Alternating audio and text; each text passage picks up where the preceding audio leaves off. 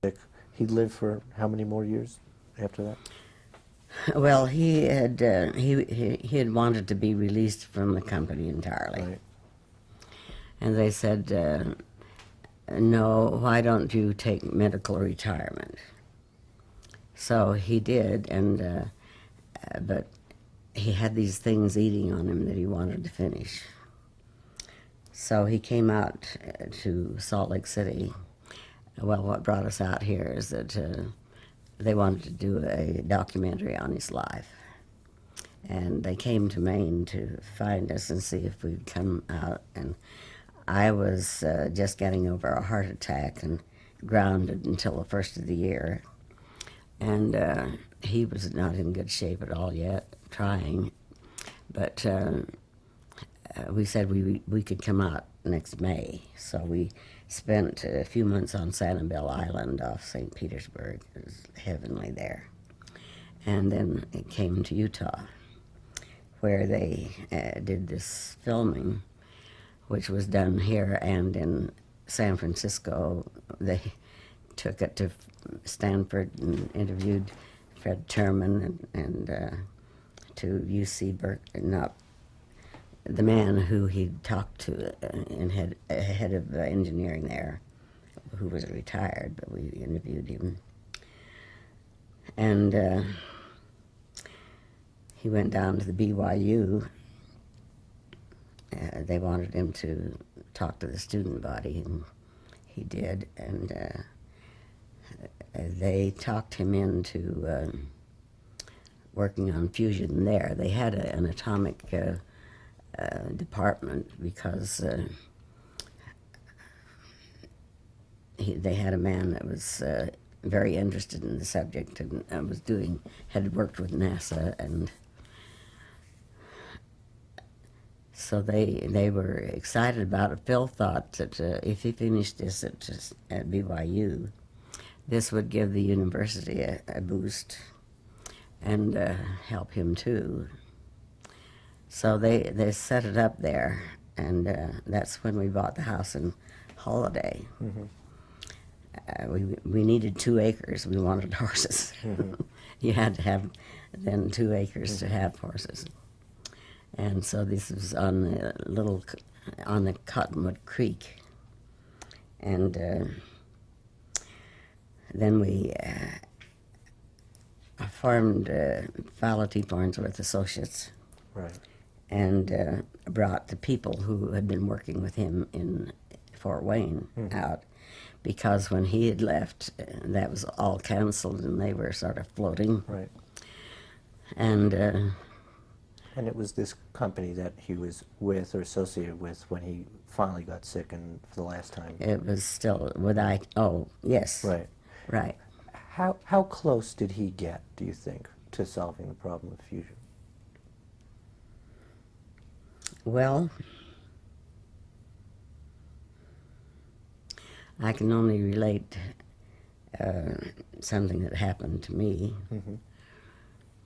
This was a few months before we left ITT, and he said, it was after dinner, and he said, I want to go back to the lab tonight, and I'd like you to go with me.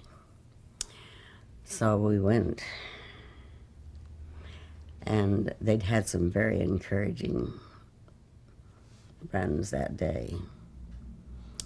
And he said, "Now I want you to watch that meter, and if it starts going wild, to tell me," because he was putting in, I guess they used isotopes of deuterium and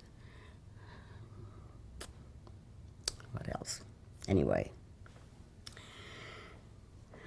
so he turned it on, and at first nothing much happened, and then it started to climb, and all at once went off scale. And I told Phil, of course, and he shut it right down. But Phil says, that's what I wanted to know. That's something he didn't put in his notes. And he said, if fusion is finished my way, I'll do it, or it'll go to the grave with me. And because he had told ITT to begin with that this had to be good for humanity. He wanted to train engineers from these starving countries like India and a number of other countries in the East. And it was not to go through public officials, it was to go from people to people. Well, it became apparent to him that this wasn't going to happen.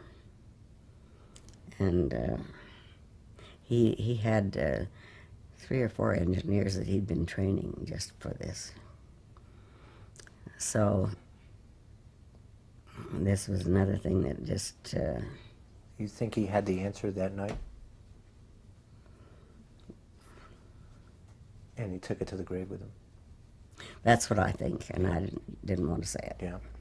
Now, let's backtrack a little bit to television. Phil's contributions to television had been somewhat forgotten by then, and yet, which was driven home by an appearance on I've Got a Secret. Oh, dear.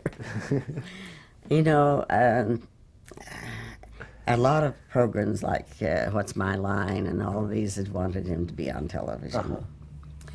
And actually, he had been very ill, and they approached him about Gary Moore's show. And I don't know, it just hit him right, I guess. And so he agreed. Well, that was a very great experience because that night he had Buster Keaton on, as well as a fellow that had something like 22 snakes on his person. Yeah. Could we take Where's Kent? To let a truck pass, and the truck has now passed, and our streets are clean, so we can proceed.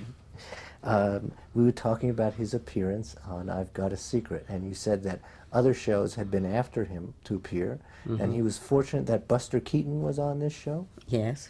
Why was that? Well, Gary Moore had mimicked Buster Keaton over his years of entertaining, and so unknown to Buster Keaton, incidentally, he was a deadpan off the stage is on because, of course, he had to get into that mood, I guess. And so they introduced Buster Keaton, and he came on. And then from the side wings came Gary Moore in the outfit just like Buster Keaton. And he mimicked Buster. And it was really very funny. But So they brought Phil on. Phil was the first guest, was he? yes, I think he was before Keaton. And his secret was? Okay, his secret that Gary showed the audience was that he had invented television when he was 15. And, of course, they addressed him as Dr. Farnsworth, and so they were thinking a medical doctor, you know. Have you ever seen that? I've seen it. But as I recall, they didn't guess it. No, they didn't. Yeah. Stumped the panel. So Gary said, well, I'd like this to go on, and it could very easily, but he says, it's your baby, and you know how it is. We have to stop here, and something like that. And so they gave him something like a check for $80 and a carton of Chesterfields, whatever they were advertising. My gosh. What did Phil think of commercial television towards the end? He could see the potential for television, and he felt that it wasn't being used. He said the public will get what they demand, and that's the way it's been. People who don't agree with the programming, they better get behind altogether and boycott the articles that are being advertised on the stations they don't like. Was he a fan of any particular show? Well, at that time we were in Indiana. until the very last, and he couldn't wait to get back to his mountains. We would have a short vacation, and he'd say, well, let's head west. Well, there was a spa down near St. Louis, and I always thought maybe I could get him there or something. But I also knew that if we got across the river at St. Louis, nothing would stop us till we got to the mountains. Mm-hmm. Mm-hmm. So we always planned to get back to Utah. Mm-hmm. But as it turned out, his work just kept him away from it.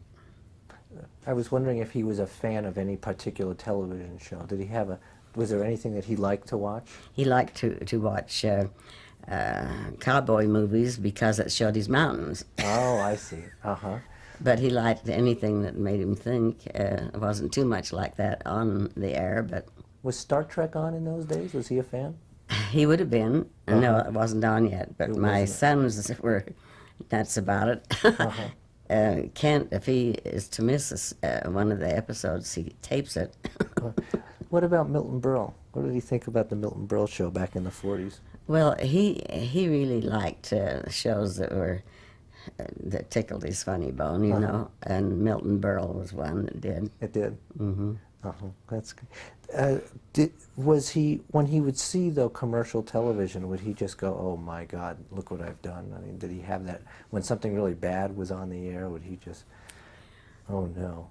At one time he said, I'm sorry I had anything to do with it. Mm-hmm. And I said, Phil, you can't say that. Think of the people in hospitals that maybe can only look straight up and they can put television up there and it gets them a window into the world.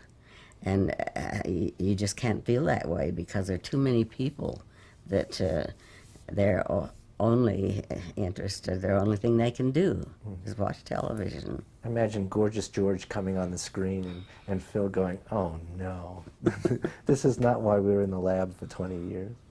Yeah, but he also was a student of humanity, and he understood. Do you think Phil's life, with all the frustration, was a happy one? Yes, I do. He had a lot of sorrowful things, but he was essentially a happy person. And the research and the work and the inventing made him happy, no matter the process itself, you think? Yes, I think that creation was the thing that fed his system. I mean, he lived on it. He was energized by it. And he did it his whole life. Mm-hmm. Why do you think that he's been forgotten? Why do you think that his name still draws so many blanks today? That's easy. RCA did everything they could in the beginning to discount his work. Finally, when they got to the point where they thought they had to have a license, then they began to be kinder and giving him a little more credit. But he always said, I'll do the work, someone else can write about it. Well, scientists like Vladimir's work and he was a prolific writer, had many articles. The first attempt at an article that Phil did was for the Franklin Institute Journal. I think that was right. Anyway, no, it was for the IRE Journal. Mm-hmm.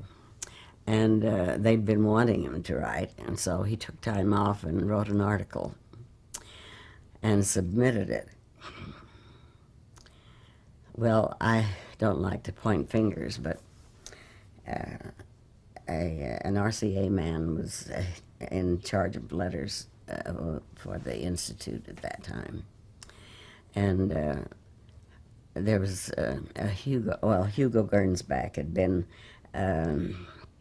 sending us his Christmas letter, which is always predictions of Gernsback, and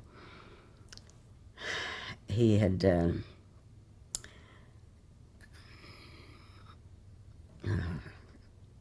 cue me.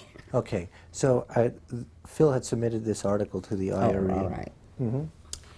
And so Gernsback had written to Phil, and long ago he'd been after him to write an article for his Science and Invention magazine.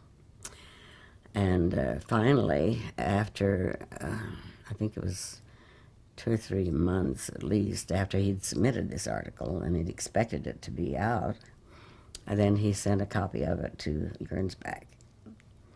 Well, Gernsback published it right away. And then Phil got a letter from IRE saying, we can't publish a letter that's already published, an article that's already published. So it never got into the IRE. And do you think that this has contributed to This Phil says it's all right. I've written what he didn't all there is. pursue it? He wrote an article for the Franklin Institute Right. Journal. If Phil was sitting in that chair and I asked him the question, what would you have done differently to have changed things over the course of your life? Or would you have done anything differently? What do you think Phil would have answered? Well, I think deep down he was glad that he had produced television. He could see that it was, one of the things that he felt it would do is to bring countries more understanding of one another and help prevent wars. And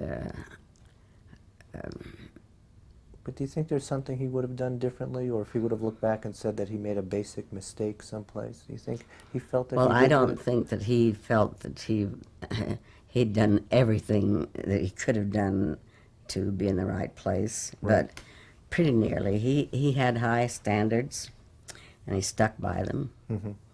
And it was very hard for him after the company got reorganized and E.A. Nicholas took over the presidency, because the way they did business in New York wasn't his way of doing business, and he didn't like having anything to do with it. Looking back on Phil's life, and here's the man who struggled on his own independently for so long against big money, people who were forced against him. What do you think it has to say about the system? Is there a lesson about the American system here, about the little man against the big corporation? And is there a lesson in there? Is it worth the fight? Can somebody take them on? I think that, well, any large, any idea that was very vital and did a lot to change the world,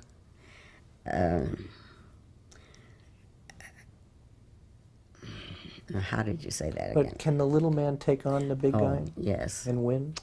And this is where, even though these backyard garage workers do marvelous things, it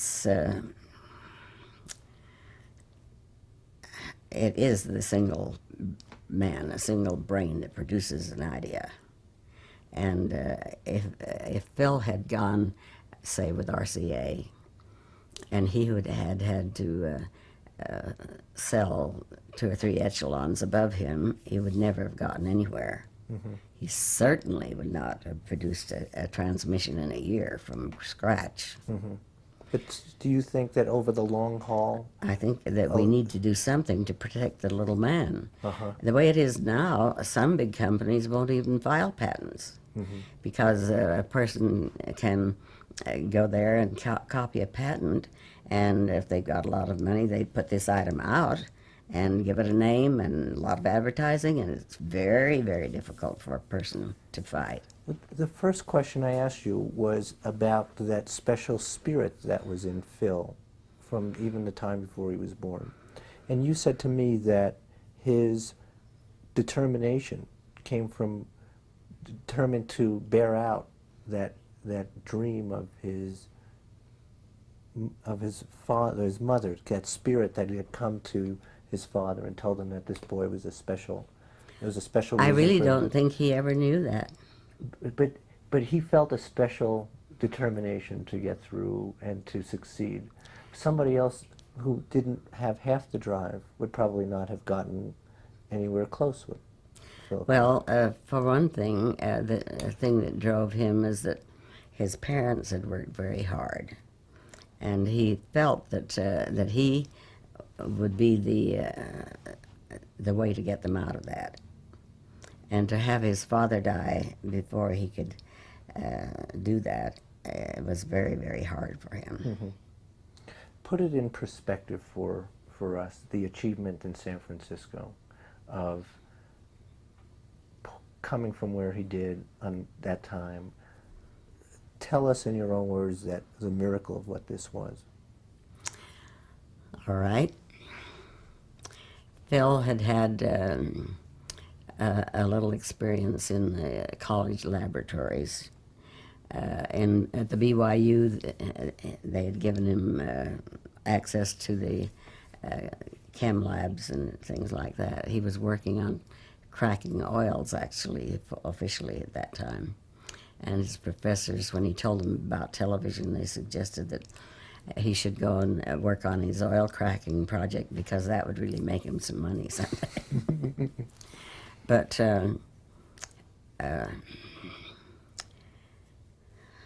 tell us about it being so young and so little. He was 19 when the group in at Crocker Bank decided to fund this. He was 19. They had to. George had to be his guardian to sign for him.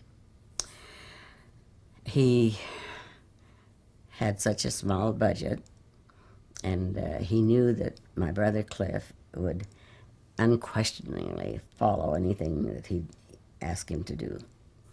And so he wired him to come. So there was Phil and Cliff and myself, which I didn't have any expertise. I couldn't take shorthand. I couldn't even type. And so when he said, well, I want you to do my drawings in my journals. And I said, I think your free line drawing is very good, and I'd like to see you do that. Well, he says, it's not good enough. And I said, well, I'm not a draftsman. And he said, well, you're learning like we all are learning. So I did the drafting, and then he wanted me to learn to type so that I could type the office letters and things. And so I went to the university bookstore and got a book on typing. We went out and got a second-hand typewriter, paying off at $10 a month. That's what I made. And I taught myself to type. And so I was doing typing then. And then as they got to the point where they needed more help in the laboratory, what we did is we all did what had to be done, the part of it that we could handle. And the university people who had talked to Phil beforehand all said it couldn't be done. Mm-hmm. Can you give me can you repeat for me one of them said about what it would take to do this, or how he didn't believe it would be done?